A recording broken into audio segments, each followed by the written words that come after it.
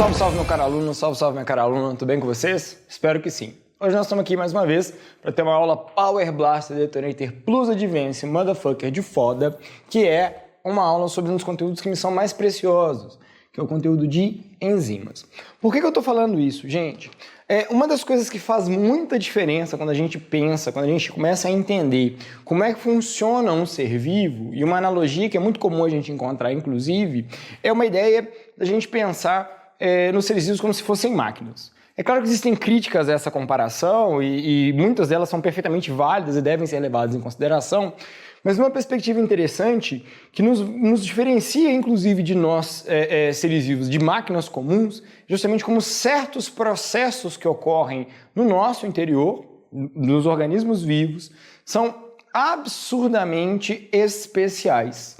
E um dos motivos para que esses processos sejam tão especiais assim é justamente a presença dessas substâncias aqui, que são as enzimas, tá? E a gente precisa de entender a relevância das enzimas para que dessa forma a gente possa, inclusive, dar valor ao papel que elas desempenham.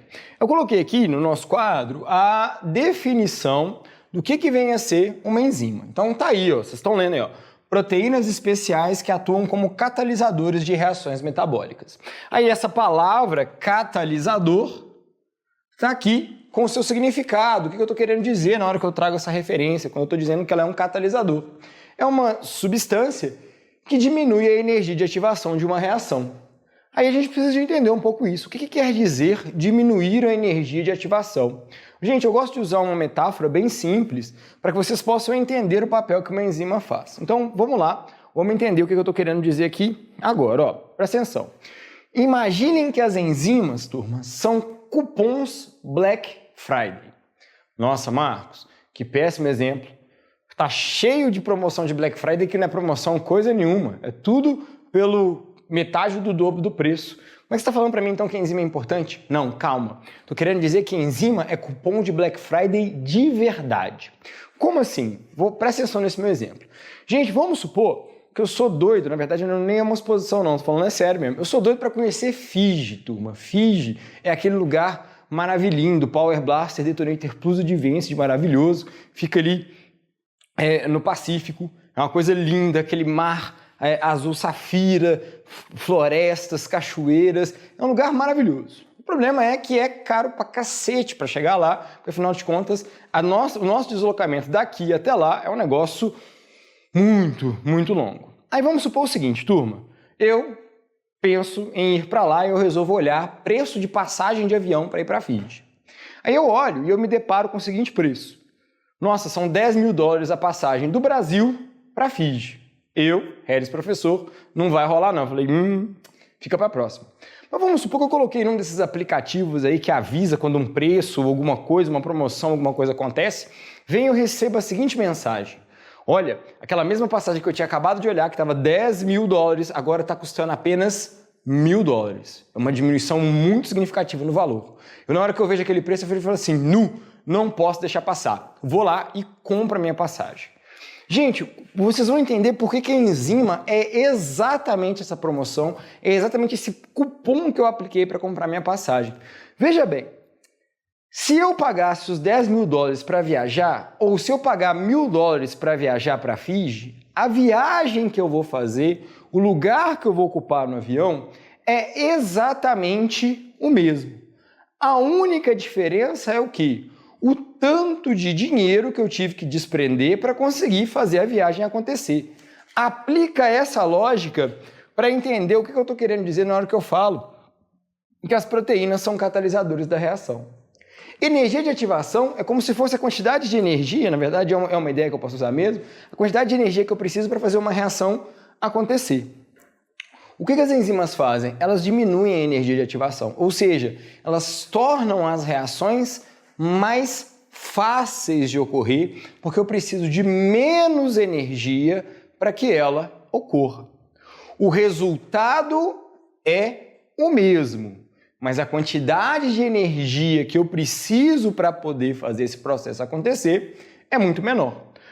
Como é que eu vou trazer a relevância disso pensando nos seres vivos? Gente, Como eu reduzo a energia de ativação, eu acabo tornando uma série de processos biológicos fundamentais para a manutenção da vida mais fáceis de ocorrer, mais prováveis de ocorrer.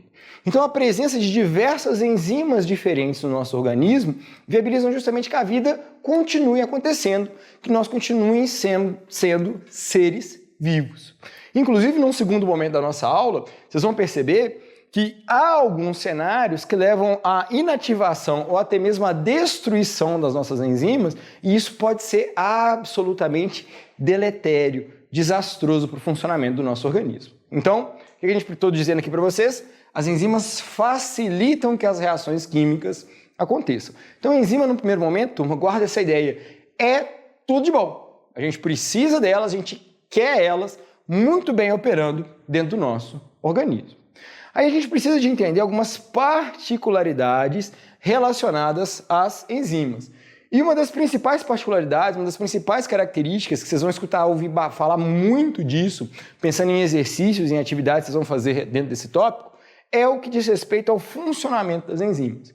E para a gente explicar como ocorre o funcionamento das enzimas, a gente costuma usar essa palavrinha aqui, ó, sistema chave-fechadura.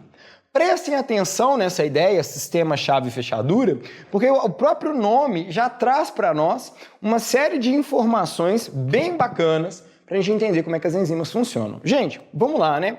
Pensem o seguinte, eu estou agora aqui sem minha chave, mas pensem o seguinte, vamos supor que eu estivesse aqui, que esse meu canetão que está aqui na minha mão fosse a chave da minha casa. Se eu tentasse usar esse canetão para abrir, por exemplo, a chave do meu carro, eu não ia conseguir, porque não é a chave certa para a fechadura certa. Quando a gente usa essa palavra, essa expressão, sistema chave-fechadura, é exatamente essa mesma ideia que eu acabei de apresentar para vocês. Eu preciso de enzimas específicas atuando sobre substratos específicos. Se não for o substrato certo, a minha enzima não vai conseguir funcionar. E aí, para explicar isso, eu trouxe esse desenhozinho aqui. Esse desenhozinho, meus caros, vai explicar exatamente como é que é isso. Então, essa bolinha azul aqui com esse encaixe, que lembra meio que uma pizza, é a nossa enzima. Repara que existe um sítio, um espaço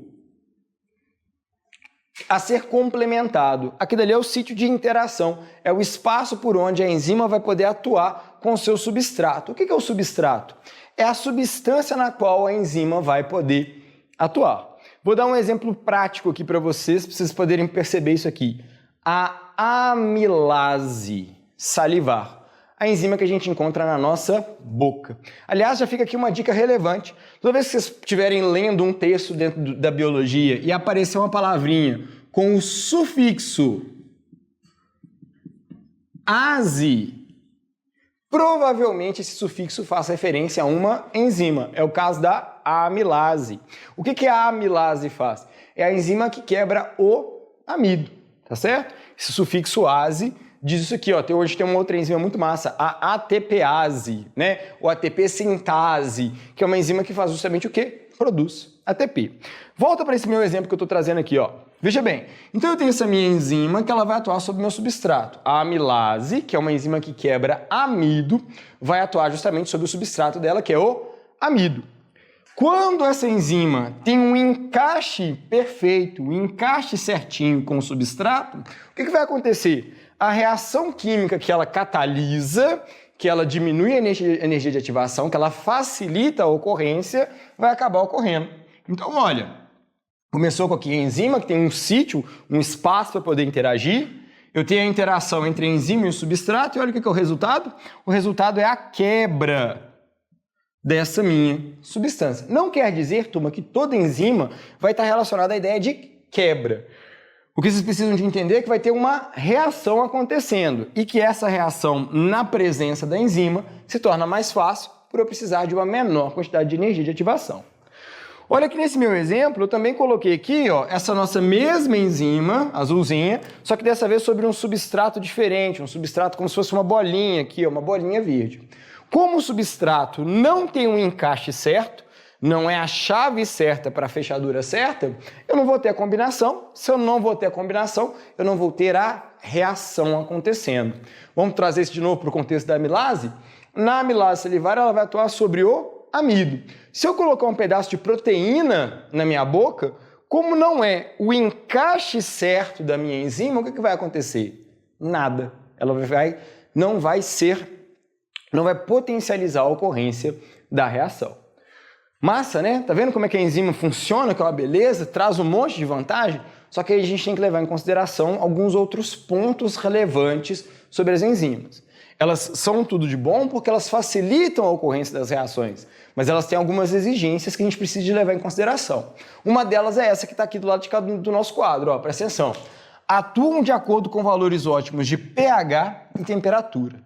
Elas até podem facilitar as reações químicas reduzindo a energia de ativação, mas elas precisam de estar no ambiente ideal para elas, para que elas consigam efetivamente poder funcionar. E esse ambiente ideal é o que a gente vai chamar de valor ótimo. E esse nosso gráfico que está aqui, galera, explica muito bem o que seria esse valor ótimo. Olha, segue o raciocínio. Olha como é que ele funciona num primeiro momento, onde gradativamente eu vou ganhando em eficiência para que a reação possa acontecer. Existe um ápice da eficiência da minha reação, que é justamente onde que eu estou demarcando aqui em vermelho, que é o valor ótimo, e toda vez que eu ultrapasso esse valor ótimo, eu tenho uma perda na eficiência da minha reação. Percebe? Veja bem então, esse valor ótimo é o valor que eu estou sempre buscando. Ele pode ser usado tanto para pH, ou seja, posso estar lidando com um ambiente que é ácido, com um ambiente que é básico, até mesmo com um ambiente que é neutro, ou eu posso estar lidando com o valor de temperatura, 10 graus, 20 graus, 30 graus, 36,5 graus Celsius. Isso vai depender do quê? Isso vai depender de qual enzima eu estou analisando e da onde que veio essa enzima. Como assim de onde veio essa enzima, professor? De qual organismo que eu estou obtendo essa minha enzima. Considerando nós, seres humanos, por exemplo, no que diz respeito à temperatura, o valor ótimo de eficiência das nossas reações enzimáticas gira em torno da temperatura do nosso corpo. 36,5, 37, mais ou menos. Esse é o valor ótimo. Tanto é que é um dos motivos pelo qual o nosso organismo investe tanto em garantir que essa temperatura esteja sempre estável. É claro que ela não fica estável o tempo todo, ela tem pequenas variações, mas o nosso organismo busca manter essa temperatura bem próxima ali do ótimo, justamente para potencializar a eficiência das reações enzimáticas, da eficiência das reações metabólicas. Já no que diz respeito ao pH, aí vai depender muito de qual enzima nós estamos falando. A amilase salivar, ela tende a trabalhar num pH mais neutro. A pepsina, por exemplo, já gosta de trabalhar num pH um pouco mais ácido, né, em torno do pH 2. Então isso varia muito. Terei que saber, professor, todos os valores de pH das diferentes enzimas que eu tenho no corpo? Não, não terá. A não ser quando a gente estiver discutindo efetivamente ao longo do nosso curso sobre as enzimas do sistema digestório. Mas o que eu garanto para vocês, e isso você tem que saber, é o quê? Que as enzimas trabalham em valores de pH e temperaturas ótimos, beleza? No nosso próximo quadro, a gente vai ver alguns outros fatores que influenciam no funcionamento das enzimas. Então até daqui a pouco, turma. Muito bem, turma, acabei de mostrar para vocês alguns dos fatores que interferem no funcionamento da enzima. Mas eu comentei que existiam outros fatores que também interferiam. E um desses fatores é esse que está aqui, ó. Concentração de substrato. Bom, a gente já sabe o que é substrato. Substrato é aquela substância que a nossa enzima vai atuar. Percebam como é que a concentração de substrato vai interferir na nossa reação. Gente, pensa comigo. Eu lembro do desenho que eu acabei de colocar aqui, ó, vocês acabaram de ver. A minha enzima precisa de encaixar sobre o substrato. Agora pensa naquele desenho e multiplica ele várias vezes. Eu tenho várias enzimas disponíveis. Se eu tenho várias enzimas disponíveis, o que vai acontecer com elas? Quanto mais substrato eu tiver, mais as minhas enzimas vão se prender a esse substrato. É o que está acontecendo nesse primeiro momento aqui do gráfico. Olha, repara como é que a velocidade da reação nesse primeiro momento está ficando cada vez maior. Por que ela está ficando cada vez maior? Porque eu estou tendo mais e mais e mais enzimas se prendendo ao meu substrato e fazendo com que, dessa forma, ele possa atuar, ele possa funcionar, ela possa agir e facilitar a reação química. No entanto, por mais que eu vá aumentando a concentração do substrato, vai chegar uma hora que, olha, repara, vou tender ao quê? A uma estabilização. Eu não vou notar mais um aumento na velocidade. Por que eu não vou notar mais um aumento da velocidade? Porque todas as enzimas que eu tinha disponível já estão atuando sobre o substrato. Como todas já estão atuando sobre o meu substrato, não dá mais para fazer mais nada. Elas estão todas agora trabalhando. Então não tem como eu aumentar a velocidade da minha reação. Elas já estão todas atuando. É esse o limite. Professor, e se eu aumentasse a quantidade de enzimas? Tudo bem, você ia observar o que nesse gráfico? A mesma lógica. Ia acontecer isso aqui com o gráfico, ó. Eu aumentei a quantidade de enzima, ó. Mas inevitavelmente o que ia acabar acontecendo? Eu ia atingir um limite. Porque querendo ou não, uma hora ou outra, as enzimas que eu tenho disponíveis vão estar todas atuando sobre o substrato. A não ser que eu continue fornecendo sempre cada vez mais enzimas, a minha velocidade vai sempre continuar aumentando. Mas chegou uma hora que elas se saturam, por mais que eu continue aumentando a concentração do meu substrato, ou por mais que eu continue aumentando a quantidade de meio onde eu quero que ela atua, ela não vai conseguir, porque as nossas enzimas já estarão todas ocupadas. E aí uma outra coisinha que a gente precisa de falar sobre a enzima, para a gente poder encerrar esse tópico tão relevante aqui dentro da biologia, é a gente entender um pouquinho sobre a classificação das enzimas. Na maior parte das vezes, a gente vai se falar sobre enzimas, a gente trata geralmente daquelas enzimas que a gente chama de enzimas simples. O que são enzimas simples? São formadas apenas por aminoácidos. São essas proteínas especiais que catalisam as reações. No entanto, eu tenho algumas enzimas que a gente chama elas de enzimas conjugadas.